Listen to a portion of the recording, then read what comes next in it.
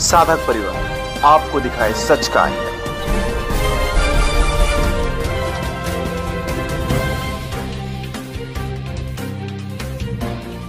इस सदी में सबसे बड़ा अगर अत्याचार किसी पर हुआ है तो वो संत श्री आसाराम जी बापू पर हुआ है। बड़े बड़े अपराधी, डकैती सब छूट जाते हैं, लेकिन अभी देखो बीच में कल ही एक मौलाना को बेल मिल गई। लेकिन जब हिंदू संत का मामला आते हैं तुरंत उठा के उनको जेल में डाल देते हैं, न उनको बेल मिलती है न उनको पैरोल मिलती है। तो ये भारत न्याय व्यवस्था पे बहुत बड़ा प्रश्न चिन्ह है, क्योंकि न्याय सबको बराबर मिलना चाहिए, तो फिर आसाराम जी बापू को क्यों नहीं। वो मानव अधिकारों की बात करते हैं, इस समय वो मानव अधिकार वाले कहाँ गए, जब इतने बड़ी संत भी जिनकी उम्र 80 से 90 साल रहेगी और वो उनके ऊपर अत्याचार हो रहा है, इतने बीमार है, तो भी उन पर कोई मानव अधिकार वाले आयोग वाले आवाज़ नहीं उठा रहे हैं। संत श्री आसाराम जी बापू रहो या कोई भी संत रहो, उनके लिए आवाज़ उठाना पड़ेगा, यही वक्त की मांग है, क्योंकि अभी राम जी आ गए हैं और आसाराम जी भी आने चाहिए। सुदर्शन न्यूज़ चैनल हमेशा बापू जी के साथ खड़ा है और हमेशा खड़ा रहेगा, और जहाँ जहाँ संत या संत सम्मेलन है, जहाँ संत समाज है, वहाँ पर हम बापू जी के लिए बिंदास आवाज़ उठाएंगे।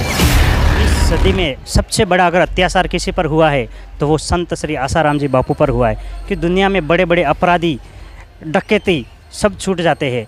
लेकिन अभी देखो बीच में कल ही एक मौलाना को बेल मिल गई है, नहीं कि मौलाना ने सिर्फ हिंदू पूरे 100 करोड़ हिंदुओं को बोला था, कुत्ता बोला था उस मौलाना को तुरंत बेल मिल गई। और 100 करोड़ हिंदू समाज को जगाने वाले संत श्री आसाराम जी बापू, इन्होंने 30,000 बाल संस्कार केंद्र, 50 से ज़्यादा गुरुकुल खोले हुए हैं, और पूरे भारत में हिंदू धर्म का डंका बजाने वाले संत श्री आसाराम जी बापू। सभी संत समाज से यही निवेदन करते हैं कि एक एक संत करके सबका टारगेट हो रहा है, इसके लिए सभी संत समाज को एकजुट होकर संत श्री आसाराम जी बापू रहो या कोई भी संत रहो, उनके लिए आवाज़ उठाना पड़ेगा, यही वक्त की मांग है, क्योंकि अभी राम जी आ गए हैं और आसाराम जी भी आने चाहिए। भगवान श्री कृष्ण भी आ रहे हैं और वो भी आ रहे, भोले बाबा भी आ रहे हैं। आपने बताया कि बड़े बड़े अपराधियों को बेल मिलती है, लेकिन इनको इलाज कराने के लिए मतलब कि हम आयुर्वेदिक इलाज करा दें तो भी राहत नहीं। मतलब वैसे देखा जाए ना तो बापूजी को अभी जेल में भी नहीं रख सकते, कि उनकी उम्र भी इतनी ज़्यादा है, और उनकी जो स्वास्थ्य की जो आप जानकारी बताए, बहुत ही गंभीर इनकी जो तबीयत ठीक नहीं है।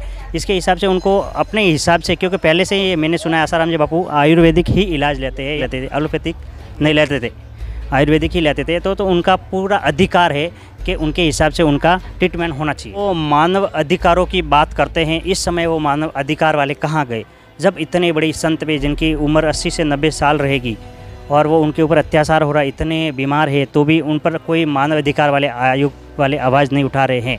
इसके लिए हिंदू समाज को एकजुट होकर, सभी संतों को एकजुट होकर उनके लिए आवाज़ उठानी चाहिए और उनको मुक्त करवाना चाहिए। क्योंकि यही महाराष्ट्र है, यहाँ देखा था हमने कसाब को बिरयानी तक खिलाई गई, लेकिन एक संत जिन्होंने अपना पूरा जीवन हिंदू सनातन धर्म के लिए लगा दिया और गरीबों की सेवा में उन्होंने अपना पूरा जीवन लगा दिया, लेकिन एक आयुर्वेदिक इलाज के लिए भी उनको एक्चुअल में ये क्या हो रहा है ना, कि भारत में आजकल जो मौलवी रहते हैं, पादरी रहते हैं, उनको जेल नहीं होती है।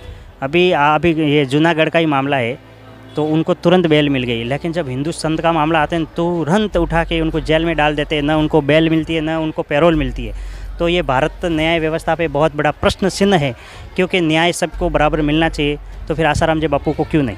क्योंकि मोदी जी हिंदुत्व की बात करते हैं, तो उनको भी ये मामले में देखना चाहिए। बिल्कुल, मोदी जी जो फिलहाल में जो काम कर रहे हैं, राम जी का काम भी अच्छा हुआ है और कृष्ण भूमि का भी अच्छा हो रहा है, लेकिन मोदी जी से हम इतना ही निवेदन करेंगे कि आप आसाराम जी बापू से आप कभी बहुत बार मिले हैं और आपके लिए आसाराम जी बापू ने काफ़ी आवाज़ उठाई है। जब गुजरात का मामला रहने दो, कुछ भी मामला रहने दो, अभी आपको आसाराम जी बापू की ज़रूरत है, तो उनके लिए आवाज़ उठानी चाहिए, और उनको जो अभी आयुर्वेदिक इलाज वगैरह है उस पर भी थोड़ा आप ध्यान देना चाहिए, और ये समय की मांग है। सुदर्शन न्यूज़ की बात की जाए तो हरदम बापू के पक्ष में उन्होंने आवाज़। बिल्कुल, सुदर्शन न्यूज़ चैनल हमेशा हमारे सुरेश सावंत जी ने बिंदास बोला है कि जो बापू को नहीं जानता वो बापू को क्या जानेंगे। इसके लिए सुदर्शन न्यूज़ चैनल हमेशा बापू जी के साथ खड़ा है और हमेशा खड़ा रहेगा, और जहाँ जहाँ संत या संत सम्मेलन है, जहाँ संत समाज है, वहाँ पे हम बापू जी के लिए बिंदास आवाज़ उठाएंगे।